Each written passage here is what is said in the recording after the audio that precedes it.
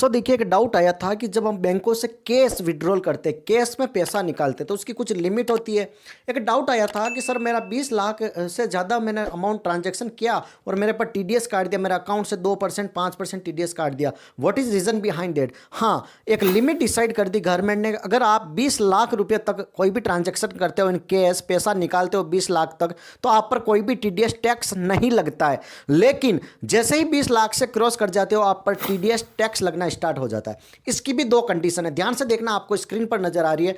First condition है कि पिछले 3 साल में अगर आपने कभी भी आईटीआर इनकम टैक्स रिटर्न भरा हुआ है तो आपके 20 लाख से लेकर 1 करोड़ की लिमिट के बीच में कोई भी टैक्स नहीं लगेगा। क्लियर है यहां तक? लेकिन अगर आपने पिछले 3 साल तक कोई भी आईटीआर नहीं भरा है तो 20 लाख से ऊपर आपके 2% टीडीएस कटना स्टार्ट हो जाएगा। कितना? 2% टीडीएस कटना स्टार्ट हो जाएगा।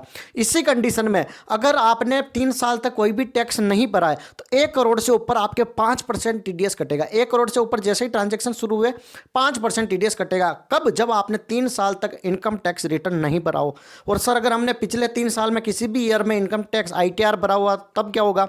तब आपको 1 करोड़ तक छूट होगी। 1 करोड़ तक आपका कोई भी टैक्स टीडीएस नहीं कटेगा। फ्री ऑफ कॉस्ट आप विड्रॉ कर सकते हो अमाउंट। क्लियर है? जैसे ही 1 करोड़ से ऊपर गए आपके 2% कटेगा। यहां तक क्लियर है? ओके। अगर आप पैन कार्ड नहीं देते हो तो 2% बढ़कर वहां पर 20% टीडीएस काटा जाएगा। कितना? 20%। तो समझ में आया कि पैन कार्ड की नीड क्यों है। पैन कार्ड इसलिए इंपॉर्टेंट है।